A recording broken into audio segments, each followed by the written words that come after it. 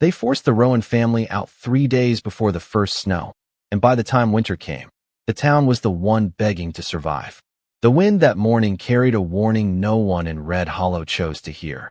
A thin, restless whistle slipping between wooden boards and hitching posts, brushing past men who stood with their arms crossed like the cold had nothing to teach them.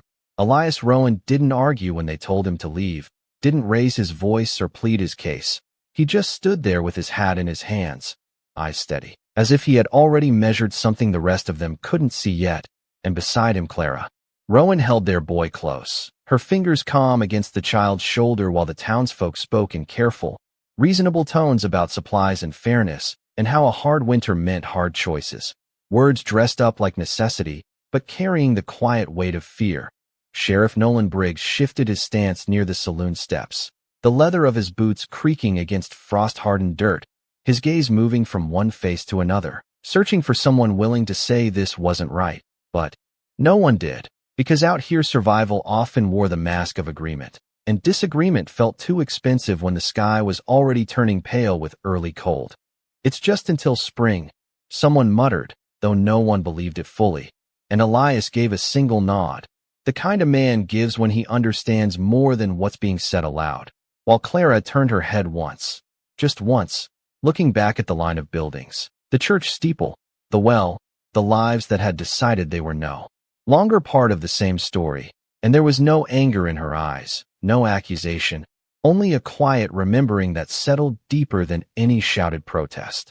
Their wagon creaked as it rolled out, wheels pressing shallow lines into the brittle ground, the boy asking something too soft to carry across the distance, and Elias answering in a voice just as low, steady as the horizon, while behind them Red Hollow exhaled, relieved, convinced they had done what was necessary, what was practical, what would keep them alive when the snow came heavy and long.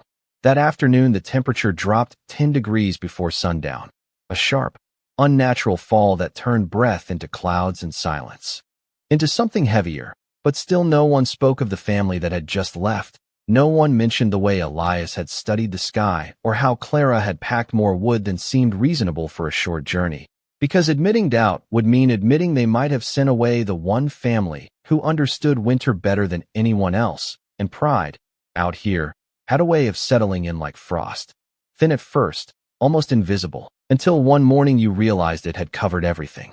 Red Hollow settled into its routines the way small towns always did, with habits stronger than questions and silence filling the spaces where doubt should have lived, and for a few days the absence of the Rowan family felt almost like proof that the decision had been the right one. Fewer mouths to feed, fewer unknowns to worry about, just familiar faces moving between the general store, the stable, and the well as if nothing essential had been removed. The mornings grew sharper, the kind of cold that crept through coat seams and settled into bone. But the townsfolk met it with perverse stubbornness, stacking firewood higher, checking their livestock twice, telling each other that they had seen worse winters and would see more, because confidence was easier than admitting how early the frost had come. Sheriff Nolan Briggs noticed the change before most, not in the air alone, but in the way the land held itself. The grass brittle under his boots by mid-afternoon, the creek running slower than it should have for that time of year. A thin layer of ice forming at the edges before the sun had even dipped below the hills, and he found himself remembering the way Elias Rowan had once spoken quietly outside the store, pointing toward the mountains and saying that when the wind turned dry before the first snow, it meant the cold would not come in waves but all at once, deep and unforgiving. Nolan had not answered then, had simply nodded the way a man does when he hears something he does not yet believe, but now the memory lingered, heavier than he wanted to admit. By the end of the week the temperature dropped another 15 degrees overnight, sudden and clean, turning water buckets solid and forcing men to break ice before dawn, and still no one spoke of the family that had left, not directly, though their absence had begun to take shape in small inconveniences that no one could quite explain. A missing set of hands when the Miller boy struggled with a stubborn horse, a lack of quiet knowledge when old Mrs. Hargrove asked how to keep her pipes from freezing and no one had an answer that sounded certain. The wind carried a different sound now, lower, steadier, pressing against doors and windows with a patience that felt almost deliberate, and at night it slipped. through cracks and seams, whispering across floors and walls in a way that made sleep uneasy, as if something outside was not just cold but waiting. Nolan stood on the edge of town one evening, looking out toward the open land where the wagon tracks had long since vanished, erased by dry dust and early frost. And he tried to judge the distance, tried to picture where a man like Elias would choose to stop, where he would find shelter when the land offered none easily. And the thought came, uninvited, quiet but persistent, that maybe the difference between surviving this winter and not had ridden out of town on 4 wooden wheels and a promise no one had bothered to understand. And for the first time since that morning, Nolan Briggs felt something shift inside him, not loud enough to call regret, but no longer small enough to ignore. By the second week, the cold stopped feeling like weather and started feeling like a presence, something that did not rush or rage but settled in with quiet authority. And the people of Red Hollow began to notice how little control they truly had over it, how their stacked firewood seemed smaller each morning, and how the frost crept further inside their homes no matter how tightly they sealed the doors. And still they carried on, because admitting fear would mean admitting they had misjudged something far bigger than themselves. The livestock were the first to show it, their breath coming heavier in the early hours, their movements slower, as if the cold had weight. And the miller boy who once laughed easily now stood longer in the barn each morning, rubbing his hands together and watching the animals with a look he did not yet have words for. Mrs. Hargrove's pipes froze despite everything she tried, forcing her to carry buckets from the well that now required breaking through a thin sheet of ice each time, and each strike of metal against frozen water echoed sharper than it should have, like a warning that repeated itself without explanation. Sheriff Nolan Briggs began to walk the town more often, not because there was trouble, but because the stillness had become too complete, conversations shorter, laughter rare, and every face seemed turned inward, measuring supplies, counting days, calculating how long they could hold on. If the cold did not ease, he stopped one morning outside the general store where a small group had gathered, their voices low but urgent, discussing the feed running out faster than expected, the creek now nearly sealed beneath ice, and the strange way the wind no longer shifted but held steady from the north as if locked in place.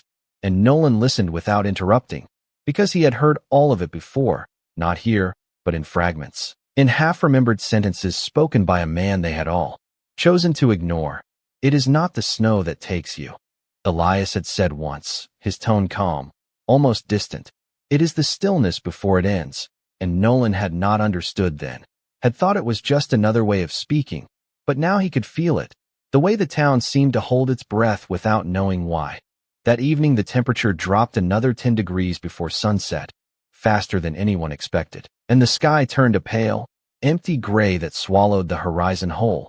And for the first time someone spoke the thought out loud, not in anger, not in accusation, but in something quieter, something closer to realization. He knew.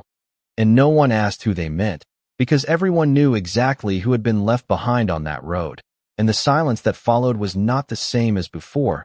It carried weight now, not just of the cold pressing in from every side, but of a choice already made, one that could not be undone, only endured. And Nolan Briggs stood there longer than the others, staring out past the edge of town where the land disappeared into white. And for the first time since the Rowan family had left, he did not look away.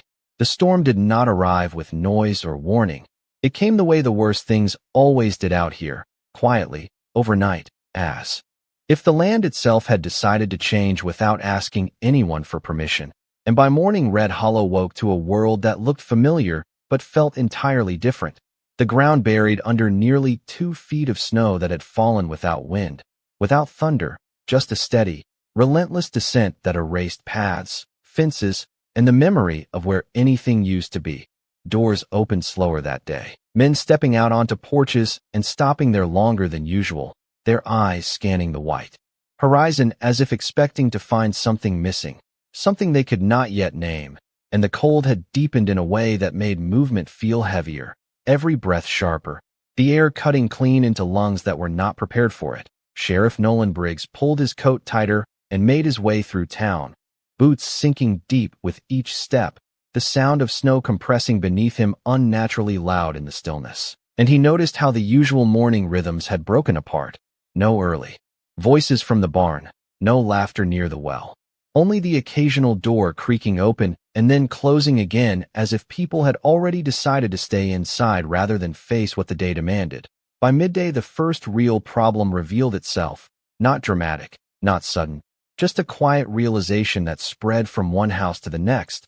The firewood stacks were not as large as they had seemed. What had once looked like enough now measured out in days rather than weeks, and the feed for the animals had begun to run low faster than expected.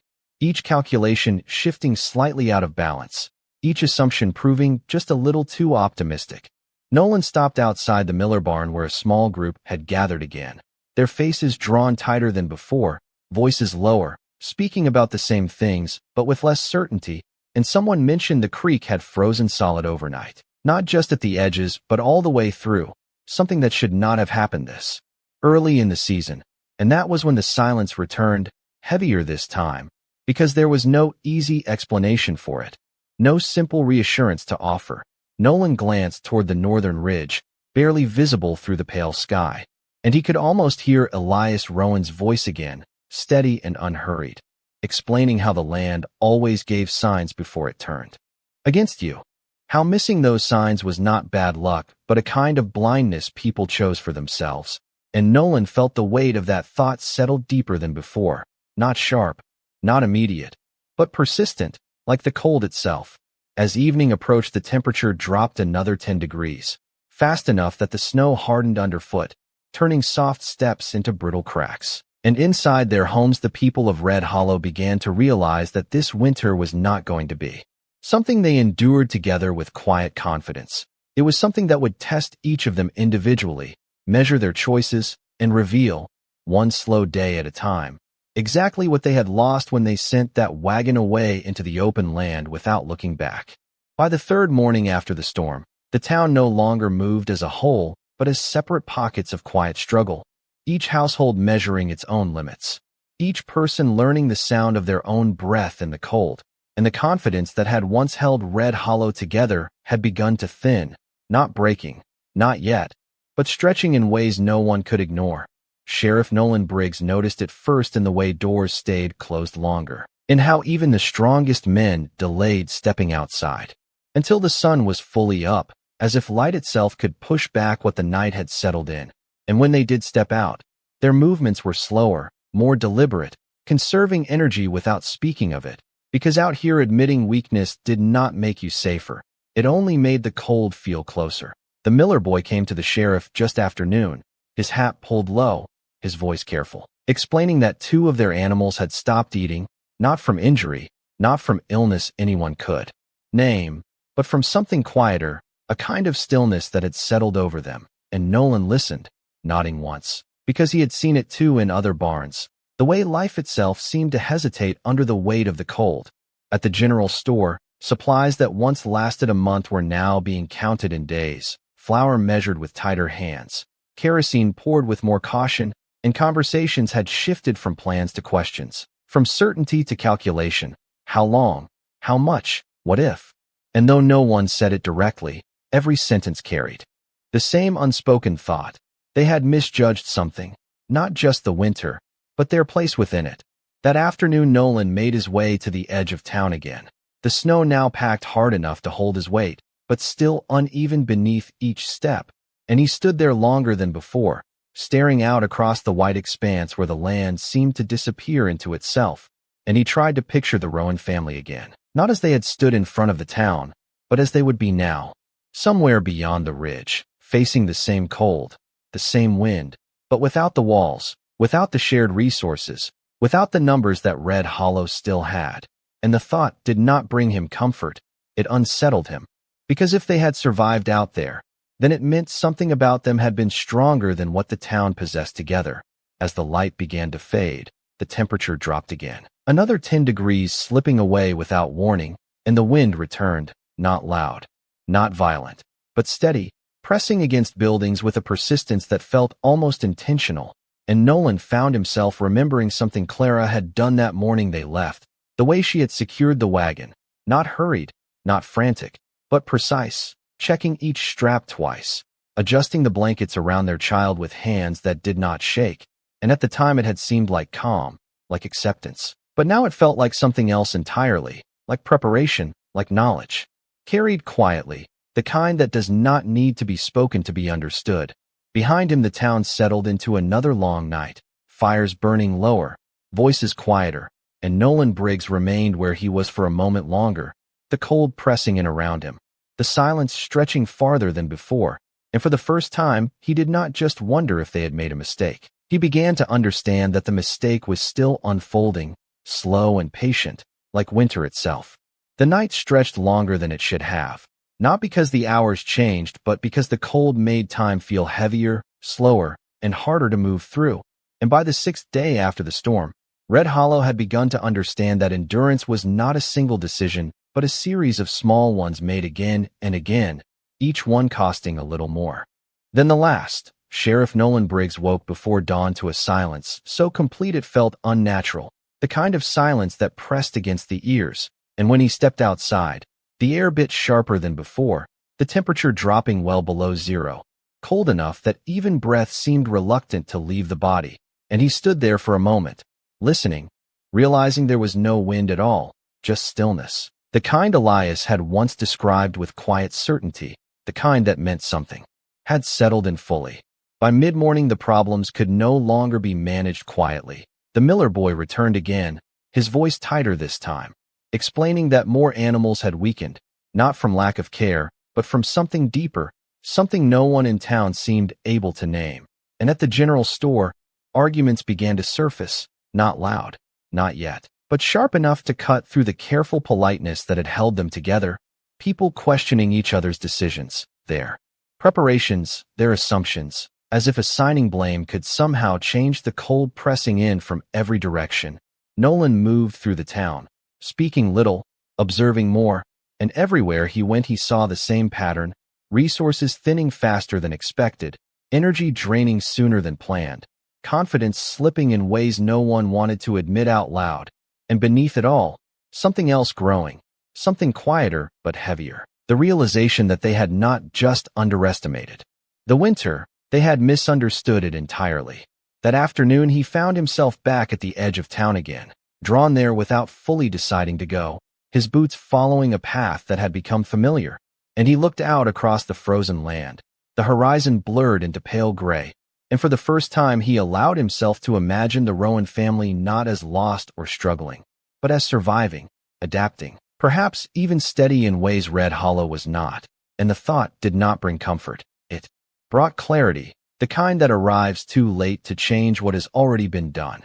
He remembered the way Elias had spoken about conserving movement, about letting the land dictate your pace instead of fighting it, about preparing before the cold arrived instead of reacting after it had already taken hold, and Nolan realized that everything the town was doing now was reaction, late, rushed, incomplete, and no amount of effort could fully make up for what had been missed. As evening fell, another drop in temperature settled over the town, subtle but undeniable, and inside their homes, the people of Red Hollow began to feel something they had avoided naming until now. Not fear exactly, but the edge of it, the awareness that their situation was no longer fully in their control, and Nolan Briggs stood in the dim light of the street, his breath steady, his thoughts quieter than they had been all week, and for the first time since that morning, a decision began to take shape, not driven by panic or pride, but by something simpler and far harder to ignore, the understanding that if they were going to survive what was coming, they would have to face the one truth they had spent days avoiding, that the answers they needed were no longer in Red Hollow, but somewhere out there, beyond the ridge, where a man who had said very little had understood far more than anyone had listened to. The decision did not come with urgency or raised voices. It came quietly, the way most truths did when they could no longer be ignored. And by the morning of the 7th day, Sheriff Nolan Briggs had already made up his mind before he stepped outside, the cold greeting him like something familiar now, no longer shocking, just constant, just present. And he moved through the town with a steadiness that came not from certainty, but from necessity.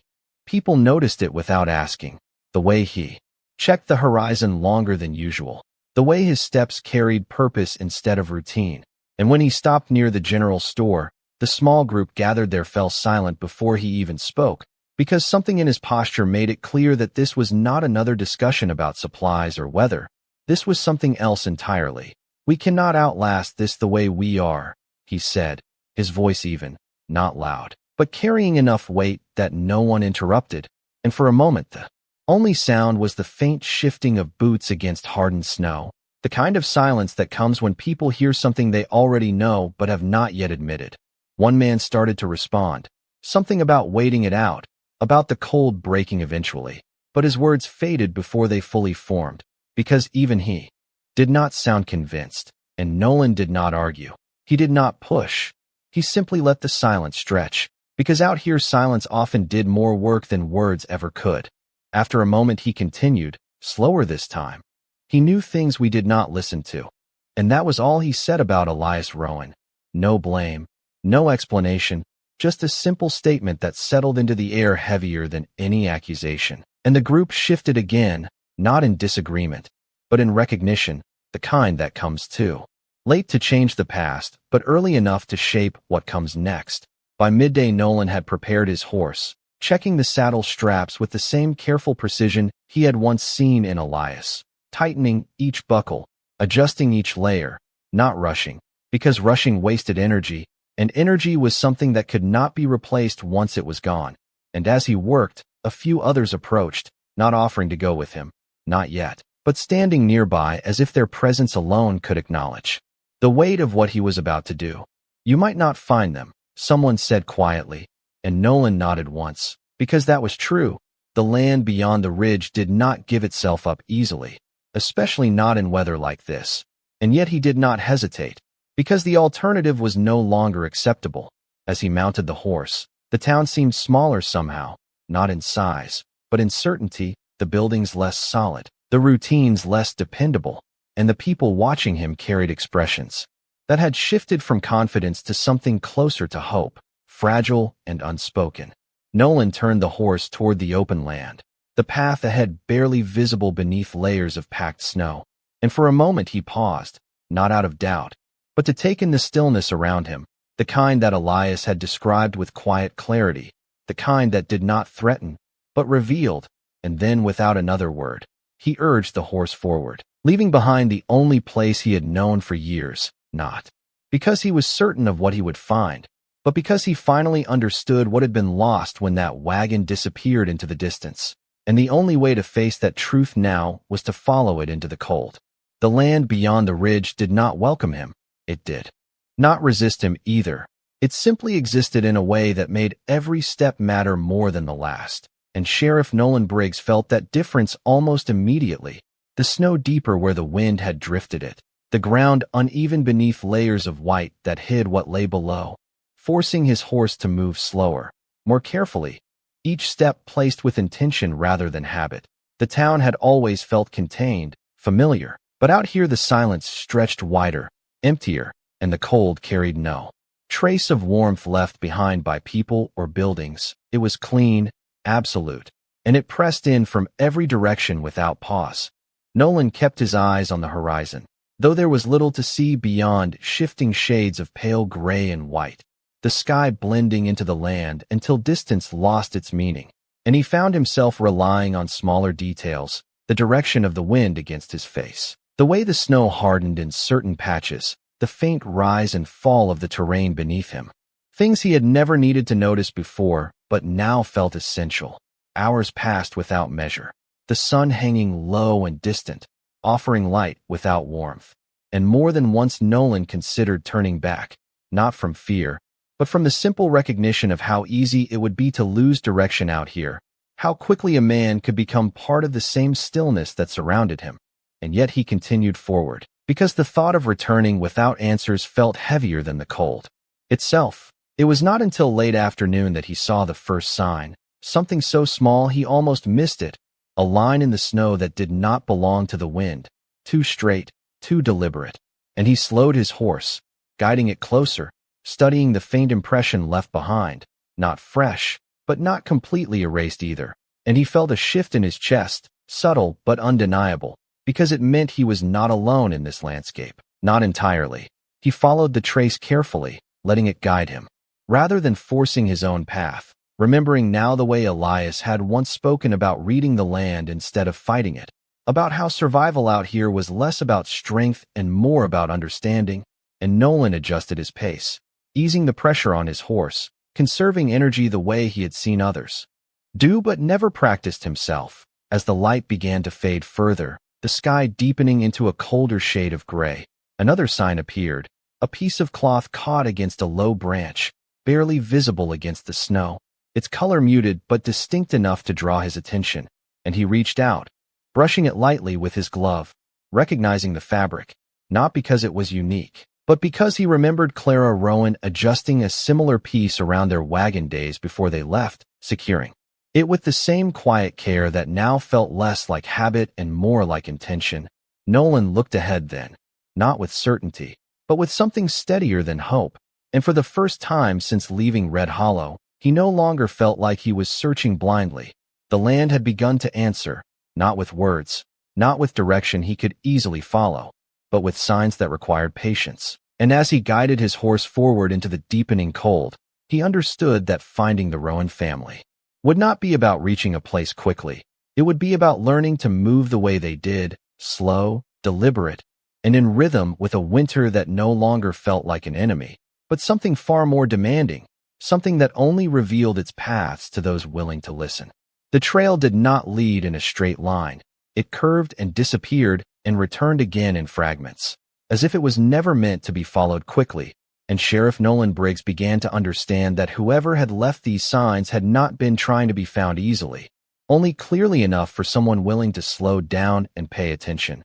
The faint track in the snow shifted direction more than once, avoiding open ground where the wind had hardened the surface into brittle crust, choosing instead the low dips between ridges where the snow held softer and deeper, and Nolan adjusted his course each time, trusting the pattern rather than his instinct, because instinct had kept him alive in town, but out here it felt incomplete. The light continued to fade, the sun now a pale circle behind layers of gray, offering just enough visibility to move forward but not enough to make anything certain, and the cold deepened again, subtle but unmistakable, slipping past layers of clothing and settling into his hands, his legs, the parts of him that could not be ignored for long. And he found himself conserving movement without thinking, guiding the horse at a steady pace, no longer urging it forward, no longer trying to gain distance, just maintaining rhythm the way Elias must have done when he first brought his family out here. Then he saw it, not far ahead, a shape that did not belong to the land, low and angled against the slope of a shallow rise, almost invisible unless you were looking for something out of place, and Nolan slowed immediately, bringing the horse to a careful stop as he studied it from a distance, because nothing out here could be approached without thought, not even something that might mean safety. The structure was small, built close to the ground, its outlines softened by snow but still deliberate, its placement chosen to shield it from the wind that swept across the higher ridges, and for a moment Nolan simply watched, not moving, listening for any sign of life, any movement, any sound that would confirm what he was beginning to believe. The silence answered him first, not empty, but contained, as if whatever was inside had learned how to exist without disturbing the cold around it. And then, faint but real, a thin line of smoke rose into the gray sky, almost invisible, carried low and steady instead of drifting upward, and Nolan felt something shift in his chest again, not relief, not yet, but recognition, because this was not survival by chance, this was survival by design. He dismounted slowly, his boots sinking into the softer snow as he stepped forward, leaving the horse behind without tying it, trusting that it would remain where it stood, and he approached the structure with the same caution he had learned over the past hours, each step measured, each breath steady, until he was close enough to see the details, the careful layering of materials, the way the entrance was positioned away from the wind, the small marks in the snow that suggested movement, but not waste. He stopped just a few feet away, not reaching for the door, not calling out, because something about the place demanded a different kind of respect, and as he stood there, the cold pressing in around him, the quiet holding steady, he realized that the difference between Red Hollow and what stood before him was not strength or resources or numbers, it was understanding, the kind that could not be forced, could not be argued into existence, only learned, slowly, the way the land had been teaching him step by step since he crossed the ridge, and for the first time since he left town, Nolan Briggs did not feel like he was searching anymore. He felt like he had arrived somewhere that had been waiting all along, not for him, but for anyone willing to listen. For a long moment, Sheriff Nolan Briggs did not move, his breath steady in the cold as he stood before the small structure, the faint line of smoke still rising in quiet defiance of the frozen air. And there was something about that silence, something deliberate, that made him understand this was not a place you entered without being seen first. The door opened before he could raise a hand, not suddenly, not with surprise, but slowly, as if whoever stood inside had already been aware of him, long before he arrived, and Elias Rowan stepped into the pale light, his expression unchanged from the last time Nolan had seen him, calm, steady, as if the distance between the town and this place had not altered him at all. For a second neither man spoke, the windless air holding the moment in place, and Nolan realized that everything he had rehearsed on the ride out had already lost its shape.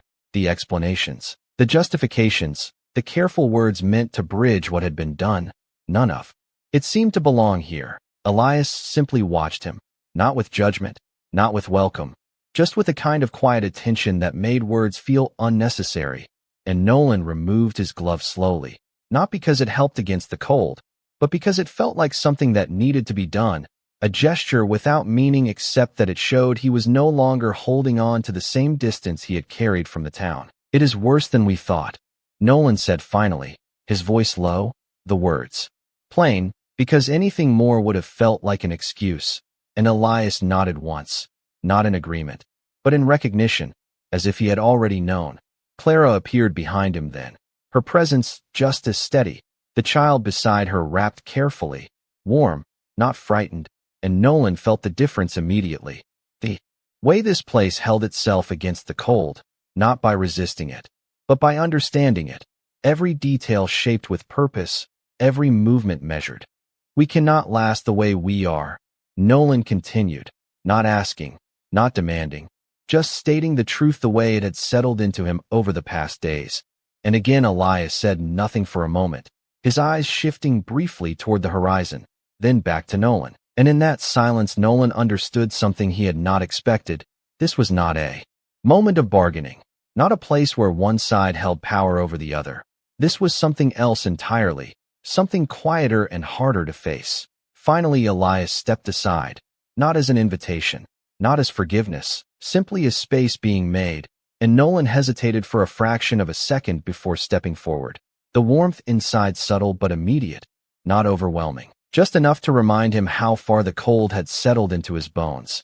Inside, everything was arranged with care, supplies placed where they needed to be, nothing wasted, nothing excessive, and Clara moved without hurry, offering him a place near the small fire, not speaking, not questioning, just acting in a way that made it clear that survival here was not built on words, but on choices made long before the storm arrived. Nolan sat slowly, his hands closer to the warmth, feeling sensation return in small increments. And for the first time since leaving Red Hollow, he did not think about what to say next, because the truth had already been spoken in the simplest way possible. And as he looked at Elias Rowan across the small space, he understood that the man he had once seen as just another settler had never been defined by where he lived, but by what he knew. And what he had known all along was something the entire town had only just begun to learn. Too late to avoid the consequences, but not too late to face them. The warmth inside did not erase the cold that Nolan carried with him. It only revealed how deep it had settled. And as he sat there, hands near the small fire, he became aware of the quiet rhythm of the place. The way nothing was wasted, not movement, not breath, not even attention, and Elias Rowan moved with that same measured calm, adding a small piece of wood to the fire only when it was needed, adjusting nothing more than necessary. For a while no one spoke, and the silence did not feel uncomfortable.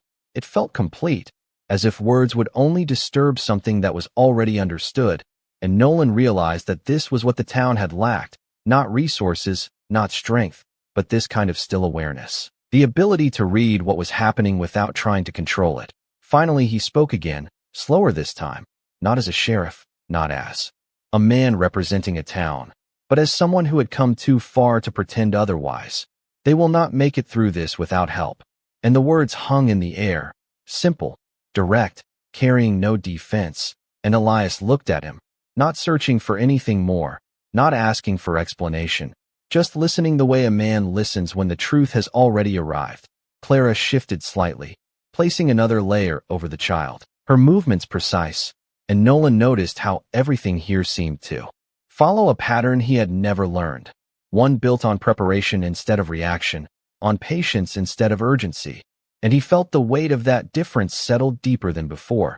Elias stepped toward a small corner of the shelter and reached for something Nolan had not noticed at first, a folded piece of cloth, worn but carefully kept, and he laid it out slowly, revealing a rough map drawn with simple lines, markings that followed the land rather than imposed on it, showing where the wind broke against certain ridges, where water could still be found beneath the ice, where the ground held steady enough to build shelter without exposure. And Nolan leaned forward slightly, not out of curiosity, but because he understood immediately that this was not just information, it was knowledge earned over time, something that could not be replaced once lost. "You need to move less," Elias said finally, his voice quiet, steady. The same tone Nolan remembered, but now carrying a weight he could fully hear. "And you need to stop trying to keep everything the same." And Nolan nodded once, because he understood, not just the words, but what they meant for the town, that survival was not about holding on to what they had been, but changing before the cold forced it upon them. There was no accusation in Elias's voice, no reminder of what had been done, and that absence struck Nolan harder than anything else could have, because it left no place to hide, no argument to make, only the truth standing plainly between them. Clara handed Nolan a small bundle, wrapped tightly, the contents simple but essential, and he accepted it without question, because out here acceptance mattered more than pride. And as he looked between them, at the quiet strength that had carried this family through what the town was now struggling to face, he realized that help, real help, did not come with conditions or demands. It came with understanding, offered without needing to be asked twice. And for the first time since he had left Red Hollow, Nolan Briggs felt something steady settle in his chest. Not relief, not yet, but direction, clear and undeniable, the kind that did not promise ease, only a chance. And in a winter like this, a chance was more than most ever received. The fire had burned lower by the time Nolan rose to leave, not because it lacked fuel, but because it had been managed with a precision he was only beginning to understand. And as he stood there, the bundle in his hands and the map pressed carefully into his coat, he realized that what he carried back was not just supplies or direction. It was a way of thinking the town had never learned. Elias did not walk him out, did not offer final words or instructions repeated. He simply gave a small nod, the kind that acknowledged the moment without needing to define it. And Clara adjusted the door behind Nolan as he stepped back into the cold, sealing the warmth inside with the same care she had shown in every movement, leaving him once again alone with the winter, but not the same man who had arrived. The air outside felt sharper than before, or perhaps he felt it more clearly now, the way it pressed against his face, the way it demanded attention with every breath, and Nolan paused only briefly before mounting his horse, turning it back toward the direction of Red Hollow, not following the path he had taken in, but the one marked on the map, a route that curved along the land instead of cutting through it. The difference was immediate, the ground more stable where the map indicated, the wind less severe along the lower ridges, and Nolan found himself moving with a steadiness he had not known on the way out, conserving energy without forcing it, allowing the rhythm of the land to guide his pace instead of pushing against it. As the hours passed, the signs Elias had marked revealed themselves one by one, a shallow dip where the snow held softer but deeper, a line of trees that broke the wind just enough to ease the pressure on both rider and horse, and a narrow stretch where the ground beneath remained firm, hidden but reliable, and Nolan followed each of them with growing certainty, not because he trusted blindly, but because each step confirmed what he had been shown. By the time the outline of Red Hollow appeared through the pale horizon, the light already fading into another long evening, Nolan felt the weight of what he carried shift again, not heavier, but clearer, and as he approached the town, He saw it differently than before, not as a place of stability, but as a place that had yet to learn how to survive what it faced. People noticed his return before he reached the center, doors opening slowly, figures stepping out into the cold, watching him with a mixture of expectation and something quieter, something closer to uncertainty. And Nolan did not speak immediately, did not announce what he had found. He simply dismounted, his movements deliberate, the same careful pace he had learned beyond the ridge, and when he finally looked at them, his voice carried none of the authority it once had. Only the weight of truth earned the hard way. "We have to change how we live, starting now," he said, and there was no argument in his tone, no room for debate, because the winter had already made that decision for them. And as he unfolded the map, laying it out where all could see, he understood that what he was offering was not a solution that would make things easy, only one that might make survival possible. And for the first time since the cold had settled over Red Hollow, the town did not respond with certainty or resistance. They listened, not because they were told to, but because they finally understood what it meant to have been wrong. The changes did not happen all at once. They settled into Red Hollow the same way the cold had, slowly, quietly, until one day the town no longer looked or moved the way it once had, and the people who lived there no longer carried the same certainty they had held before the storm. Sheriff Nolan Briggs did not stand at the center giving orders. He moved among them, working with the same deliberate pace he had learned beyond the ridge, showing rather than telling, adjusting how wood was stacked so it lasted longer, guiding how paths were cleared. So the wind worked with them instead of against them, and at first the changes felt small, almost insignificant, but over days they began to hold, then to matter, then to make the difference between struggling and enduring. The map Elias had drawn became something more than markings on cloth. It became a way of seeing, and the people of Red Hollow began to follow it not just with their steps, but with their thinking, learning to read the land in ways they had never considered before, noticing how certain areas held warmth longer, how others needed to be avoided entirely, and the town, once rigid in its habits, began to bend, not breaking, but adapting, slowly enough that no one could say exactly when it started, only that it was happening. The arguments faded first, replaced by shorter conversations, fewer words, more listening. And even those who had once spoken with the most certainty now worked quietly, their pride softened by the understanding that survival did not belong to any one person. It belonged to those willing to learn. The cold did not leave. It remained just as sharp, just as constant, but it no longer felt like something closing in from every side. It felt like something the town had learned to live within, to move through, and that difference, though subtle, carried them forward day by day until the long stretch of winter began, almost imperceptibly, to loosen its hold. When the first signs of change came, a slight shift in the air, a softness in the light that had not been there before. No one celebrated, no one spoke of victory. They simply noticed, the way people noticed something they had nearly lost and were not ready to name yet. Weeks later, when the snow began to thin and the ground slowly revealed itself again, Red Hollow stood, not untouched, not unchanged, but still there, held together by something stronger than what had existed before, something built from understanding rather than assumption. Sheriff Nolan Briggs rode out once more when the roads allowed it, following the same path beyond the ridge, not with urgency this time, but with purpose, and when he reached the place where the small structure had stood, he found it as he had left it, quiet, steady, and Elias Rowan stood outside, as if the passing of time had not altered anything at all. Nolan dismounted and approached without hesitation, stopping a few steps away, and for a moment neither man spoke, the air carrying a different kind of stillness now, one that no longer felt heavy, and Nolan gave a small nod, not of authority, not of apology spoken aloud, but of recognition, the kind that did not need words to be understood. Elias returned it just the same, and in that brief exchange, something settled that had been unsettled for far too long, not corrected, not erased, but acknowledged. Back in Red Hollow, near the edge of town where the wind still passed through the same old fence posts, someone carved a single line into the weathered wood, not signed, not explained, just left there for anyone who passed to see.